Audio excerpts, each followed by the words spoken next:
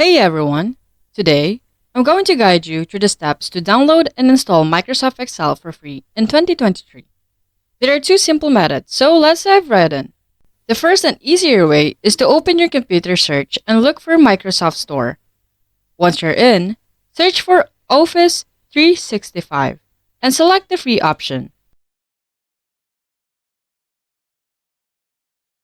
Click on Install, and if prompted, log in with your Microsoft account.